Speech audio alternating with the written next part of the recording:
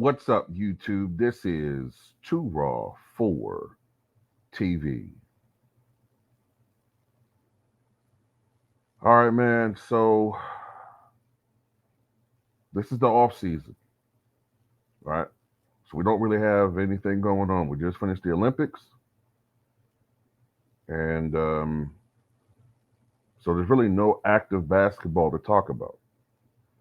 So right now, what's going on is you have a lot of the main players. When I say the main players, I'm talking about the sports pundits. They're basically just engaging in debate and narratives. And the clutch media machine is going into overdrive since the Olympics.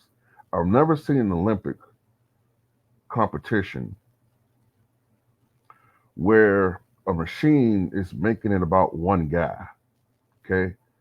The Olympics is supposed to be an American overall team concept.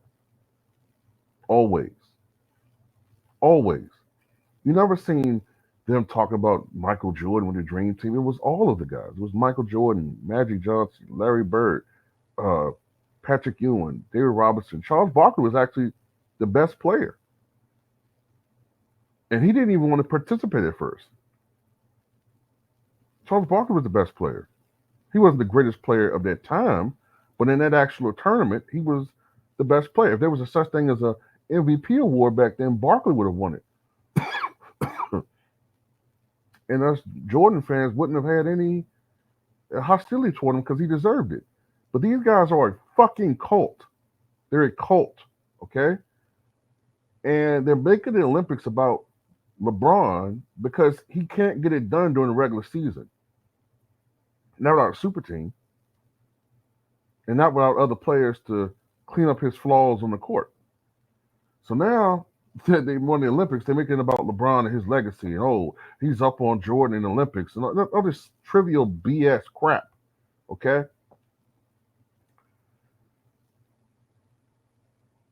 Avery Johnson recently spoke on this GOAT debate, this phony GOAT debate, I should add.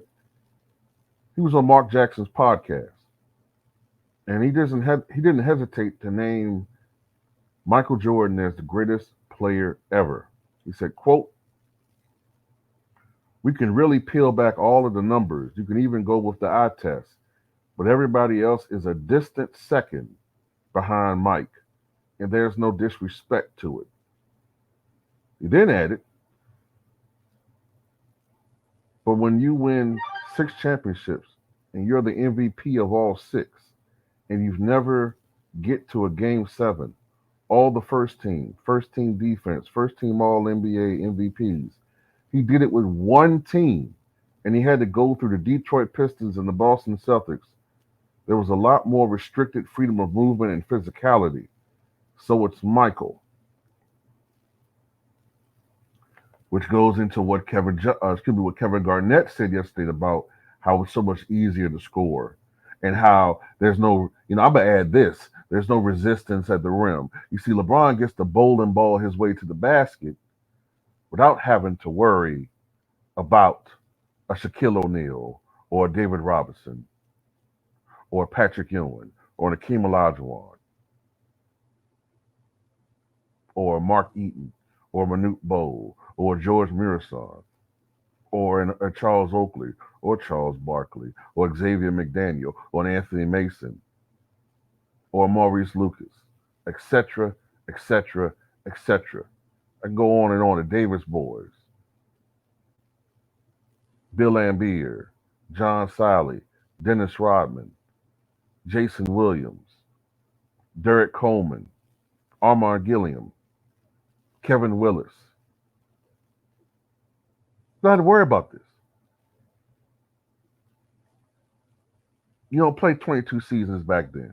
And if you did, you're limping around and hobbling and just taking money and taking paychecks the last 5 years.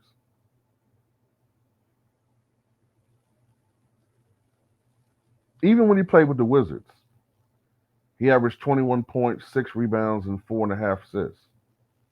which I already did the numbers on that. When you proportion it to what the league averages are today, it'll be about 25.7 rebounds and 6 assists. Ain't that about what LeBron's averaging?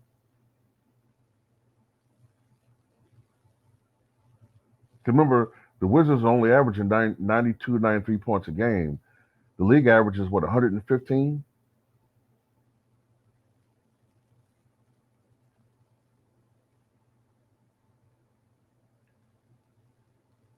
And those Wizard teams, they won 37 games.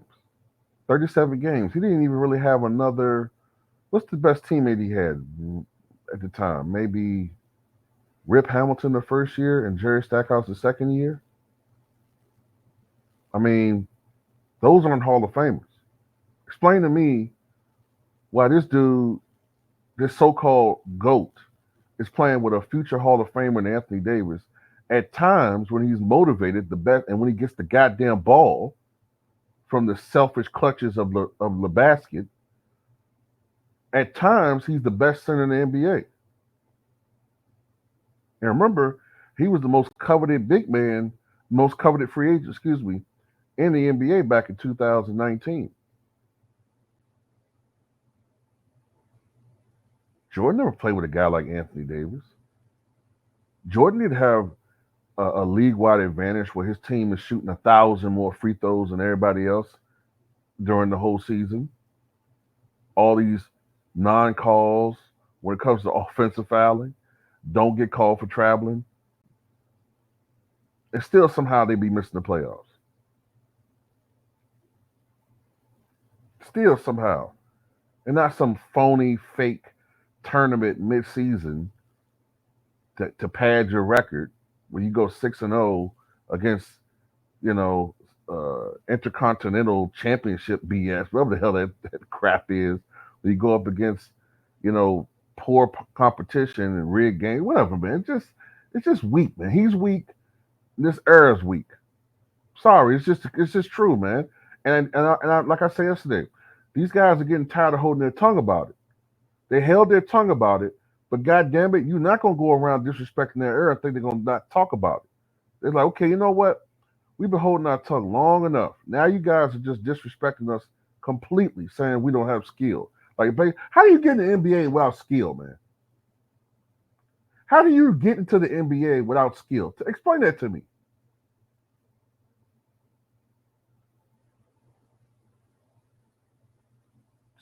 It's just ridiculous. Then now I'm hearing that, as usual, like clockwork, they're coming after Avery Johnson there. Probably talking about, oh, he was a scrub. Well, look, the thing about it is he made the NBA. He won a championship. Not only did he win a championship, a guy like him who was not noted for his offense hit what was the game-winning and series-clinching shot for the Spurs back in '99 against the Knicks. So he had a storybook ending, if I'm not mistaken, a storybook ending to his career. He won a championship, which is more than what I can say for your fake king. He ain't never sniffing another title. Those days are gone. That's why the goalpost has been moved from championships to stats. Because that ship has sailed. That's not going to happen.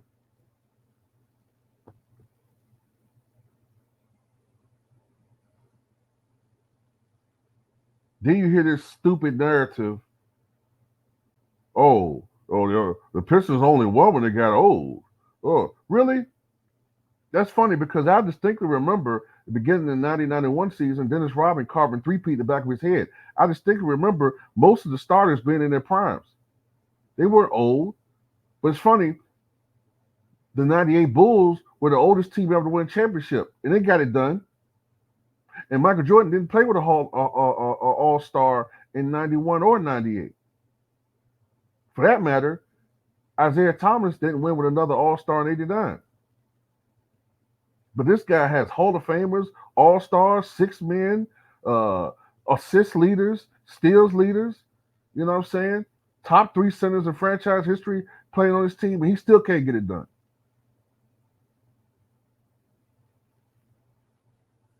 Like I said before, if Barry Bonds and Mark McGwire and Sammy Sosa and Manny Ramirez can't get into the Hall of Fame and they got asterisks by their name, his stats need to have asterisks because everything in this era is basically a steroid cheat. The way things are slanted offensively is a crime.